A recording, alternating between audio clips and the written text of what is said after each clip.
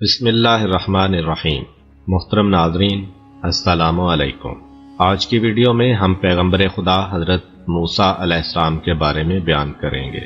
حضرت موسیٰ علیہ السلام حضرت یعقوب علیہ السلام کے بیٹے لاوی کی نسل میں سے تھے۔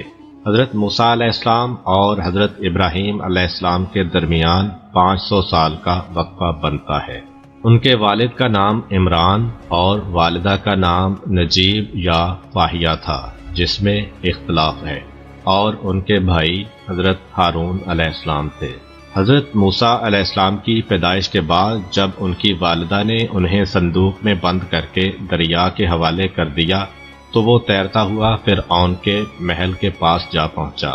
فرعون نے اس صندوق کو پانی اور درخت کے درمیان پایا تھا، اسی وجہ سے ان کا نام موسیٰ رکھا گیا، کیونکہ قبطی زبان میں پانی کو مو اور شجر کو سا کہتے ہیں۔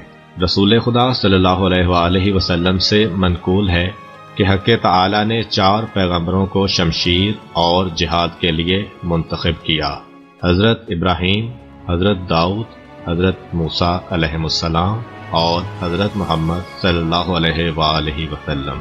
اسی طرح خاندانوں میں سے 4 خاندانوں کو منتخب کیا، جیسا کہ قرآن میں ارشاد ہوتا ہے کہ خدا نے آدم و نوح اور آل ابراہیم علیہ السلام اور آل عمران علیہ السلام کو تمام عالم پر برگزیدہ کیا۔ حضرت یعقوب علیہ السلام اور ان کے 12 بیٹے، جن کو بنی اسرائیل کہا جاتا ہے، حضرت یوسف علیہ السلام کی خواہش پر مصر آ گئے اور وہیں آباد ہو گئے۔ رفتہ رفتہ ان کی تعداد بڑھتی گئی اور وہ ایک بہت بڑا قبیلہ بن گئے۔ حضرت یعقوب علیہ السلام 17 سال مصر میں رہنے کے بعد 147 سال کی عمر میں وفات پا گئے، اور کچھ مدت کے بعد حضرت یوسف علیہ السلام بھی 110 سال کی عمر میں اس دار فانی سے کوچ کر گئے۔ تب اس ملک کی حکومت دوسرے بادشاہوں کے قبضے میں چلی گئی، جنہیں فرعونہ کہا گیا۔ فرعونہ جمع ہے فرعون کی۔ واضح رہے کہ فرعون ایک خاص شخص کا نام نہیں ہے، بلکہ مصر کے ہر بادشاہ کو فرعون کہا جاتا تھا۔ جس طرح ایران کے بادشاہ کو کسریٰ، روم کے بادشاہ کو ہرقل اور قیصر، حبشہ کے بادشاہ کو نجاشی، یمن کے بادشاہ کو تبع اور ترک کے بادشاہ کو خاقان کہا جاتا تھا۔ سارے قبطی پہلے فرعون کی نسل در نسل سے تھے، جس کا نام ولید بن مصعب بن ریان تھا۔ کئی صدیاں اسی طرح گزریں اور ان میں بنی اسرائیل ایک قابل توجہ گروہ کی حیثیت سے ابھرے۔ ان کی تعداد بہت بڑھ چکی تھی اور اس میں مسلسل اضافہ ہوتا چلا جا رہا تھا۔ فرعون بنی اسرائیل کی تعداد میں روز افزوں اضافے کو دیکھ کر گھبرا گیا۔ اس نے سوچا کہیں ایسا نہ ہو کہ یہ لوگ حکومت مصر کے دشمنوں کے ساتھ مل کر ملک کے لیے ایک خطرہ بن جائیں۔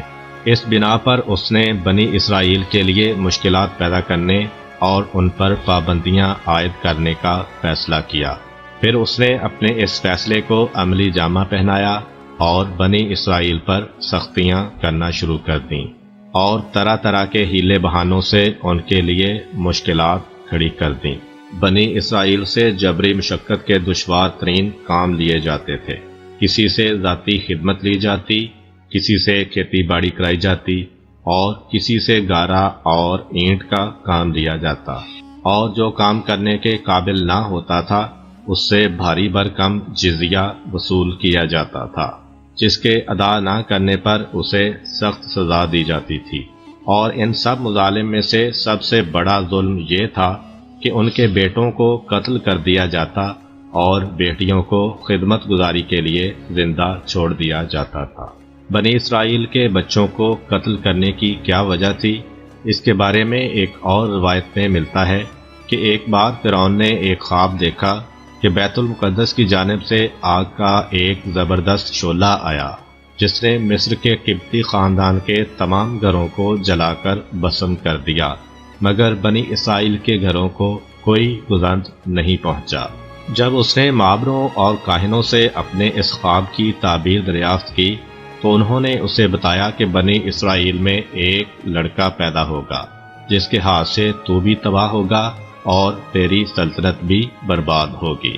فرعون نے اس حادثے کی پیش بندی کرنا چاہی اور اپنے اہلکاروں کو حکم دیا کہ بنی اسرائیل میں جو لڑکا بھی پیدا ہو وہ اسے مار ڈالیں اور لڑکیوں کو زندہ رہنے دیں۔ اس طرح اس نے بنی اسرائیل کے بے شمار لڑکوں کا قتل کروایا۔ اس کا خیال تھا کہ اس طرح وہ تقدیر خداوندی کے آگے بند باندھ دے گا اور حکم الہی کو جاری نہیں ہونے دے گا۔ تاہم پروردگار عالم کو یہی منظور تھا کہ حضرت موسیٰ علیہ السلام ایسے ہی خطرناک ماحول میں پیدا ہوں اور ان کے ہاتھوں فرعون کی سلطنت نیست و نابود ہو کر رہے۔ حضرت موسیٰ علیہ السلام کی والدہ گھر میں بیٹھی تھیں کہ ان کو درد ذا شروع ہو گیا۔ تب دایا کو بلایا گیا اور حضرت موسیٰ علیہ السلام دنیا میں تشریف لائے، لیکن ان کی ولادت کو پوشیدہ رکھا گیا تاکہ ایسا نہ ہو کہ یہ خبر فرعون اور اس کے اہلکاروں تک پہنچ جائے اور موسیٰ علیہ السلام کی زندگی خطرے میں پڑ جائے۔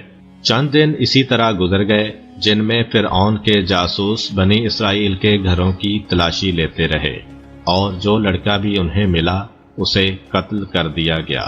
ظاہر ہے کہ ان حالات میں حضرت موسیٰ علیہ السلام کی حفاظت کرنا بڑا مشکل کام تھا۔ اس موقع پر خدا نے ان کی والدہ کو یہ ترکیب سمجھائی کہ وہ حضرت موسیٰ علیہ السلام کو ایک صندوق میں رکھیں، اس پر تارکول لگائیں اور اسے دریائے نیل میں ڈال دیں تاکہ خدا کا فرمان جاری ہو۔ چنانچہ حضرت موسیٰ علیہ السلام کی والدہ نے ایک صندوق تیار کروایا، اپنے پیارے بیٹے کو اس میں لٹایا اور بڑی حسرت کے ساتھ نیل کی لہروں کے سپرد کر دیا۔ پھر یہ چھوٹی سی کشتی نیل کے پانی پر تیرنے لگی اور ہر دوسری جگہ کو چھوڑتی ہوئی فرعون کے محل کے پاس آ پہنچی۔ تب شاہی ملازموں نے اسے دریا سے نکال لیا اور فرعون کے پاس لے گئے۔ حضرت موسیٰ علیہ السلام کی بہن دور سے اس پر نظریں جمائے ہوئے تھیں کہ دیکھیں اس صندوق اور بچے پر کیا گزرتی ہے۔ جب انہوں نے دیکھا کہ صندوق فرعون کے محل میں پہنچا دیا گیا ہے تو وہ بے حد پریشان ہوئیں، لیکن خدائے تعالیٰ کی لامحدود رحمت نے حضرت موسیٰ علیہ السلام پر اپنا سایہ ڈالا اور اس کی مہربانی سے وہ ہر طرح کی تکلیف سے محفوظ رہے۔ جب بچے کو فرعون کے پاس لایا گیا تو اس نے سوچا کہ کہیں ایسا نہ ہو کہ یہی وہ بچہ ہو جو اس کی سلطنت کے لیے خطرہ بن جائے۔ چنانچہ اس نے اس بچے کو مارنے کا حکم دے دیا۔ جب فرعون نے بچے کو مار ڈالنے کا حکم دیا تو اس کی بیوی نے آگے بڑھ کر کہا، اس خوبصورت لڑکے کو قتل نہ کرو، ہم اسے اپنا بیٹا بنا لیتے ہیں، ممکن ہے کہ آگے چل کر یہ ہمارے لیے مفید ثابت ہو۔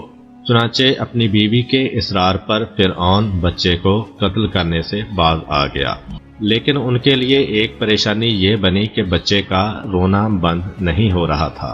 اس پہ بہت سی عورتوں کو اسے دودھ پلانے کے لیے لایا گیا، لیکن اس نے کسی کا دودھ نہ پیا۔ تب موسیٰ علیہ السلام کی بہن جو سب کچھ دیکھتی چلی آ رہی تھیں وہ وہاں پہنچیں اور کہنے لگیں، کیا تم لوگ یہ چاہتے ہو کہ میں تمہیں ایک ایسے گھر کا پتہ بتاؤں جس کے رہنے والے تمہارے بچے کو پالیں پوسیں اور اس کے ساتھ بہترین سلوک کریں؟ یہ کہہ کر وہ اپنی والدہ کو دربار میں لے آئیں۔ بچہ ہمک کر ماں کی گود میں آیا اور آرام سے دودھ پینے لگا۔ یوں خدا کا وعدہ پورا ہوا اور حضرت موسیٰ علیہ السلام اپنی والدہ کے پاس پہنچ گئے۔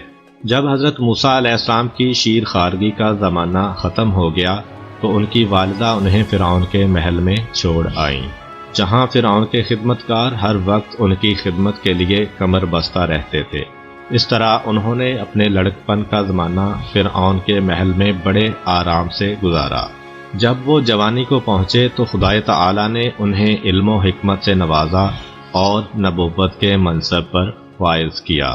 خدائے تعالیٰ کے احسانات کو مد نظر رکھتے ہوئے موسیٰ علیہ السلام نے مظلوموں اور بے کسوں کی مدد اور حمایت کرنے کا عزم کیا۔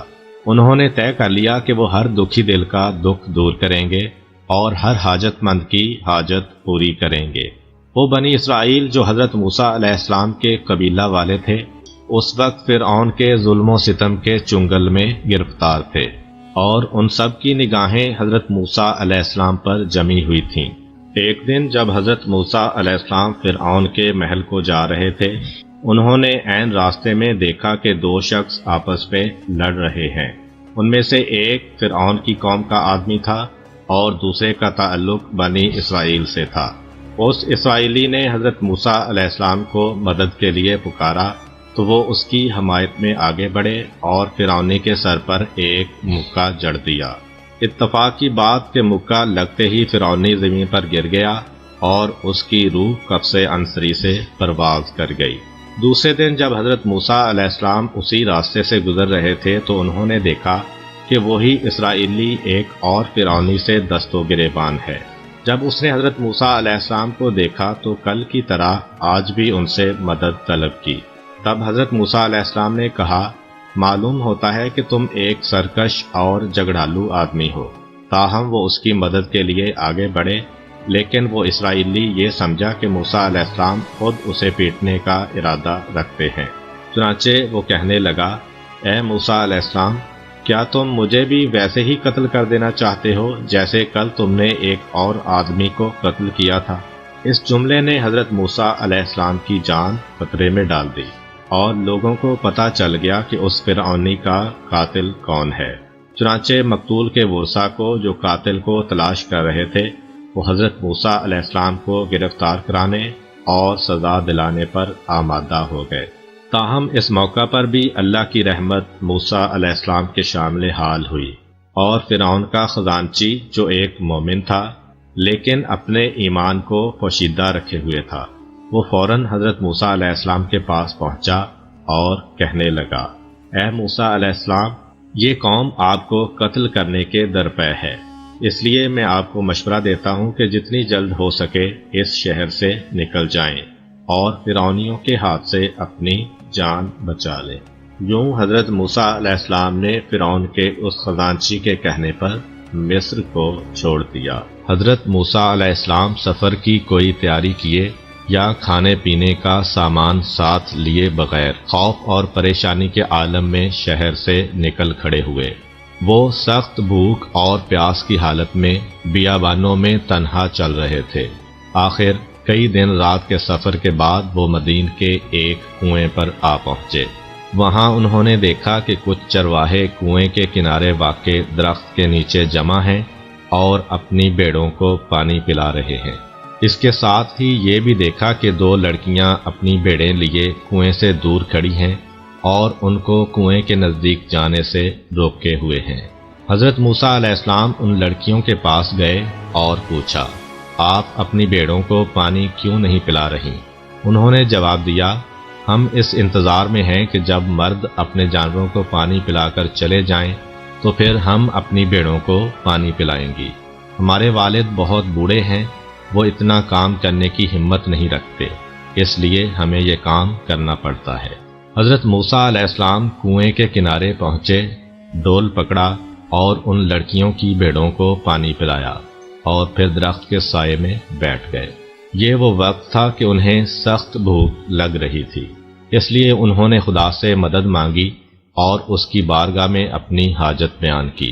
ابھی لڑکیوں کو گئے ہوئے تھوڑی دیر ہی گزری تھی کہ ان میں سے ایک واپس آئی اور کہنے لگی، میرے والد نے آپ کو اس لیے بلایا ہے کہ آپ نے ہمارے لیے پانی پلانے کی جو تکلیف اٹھائی ہے آپ کو اس کا معاوضہ دیں۔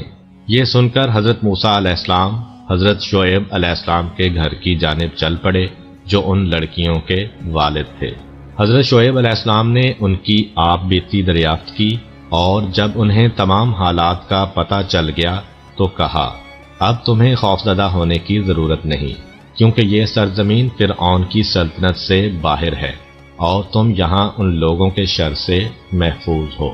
حضرت شعیب علیہ السلام کی بیٹی نے کہا، بابا جان، اس جوان کو اپنی مدد کے لیے ملازم رکھ لیجئے، کیونکہ یہ ایک طاقتور اور امانت دار شخص ہے۔ حضرت شعیب علیہ السلام نے کہا، اس کے طاقتور ہونے کے متعلق تو تمہیں اس وقت پتہ چلا ہوگا جب اس نے کنویں سے پانی نکالا تھا، لیکن تمہیں یہ اندازہ کیوں کر ہوا کہ وہ ایک امانت دار شخص بھی ہے؟ لڑکی نے کہا، جب میں اسے گھر لا رہی تھی تو اس نے مجھ سے کہا، میں آگے آگے چلتا ہوں اور تم میرے پیچھے رہ کر مجھے راستہ بتاتی رہو۔ پھر یہ کہا کہ ہم ایک ایسے خاندان سے تعلق رکھتے ہیں کہ جس کے افراد عورتوں کے وضع قطع پر نگاہ نہیں ڈالتے۔ حضرت شعیب علیہ السلام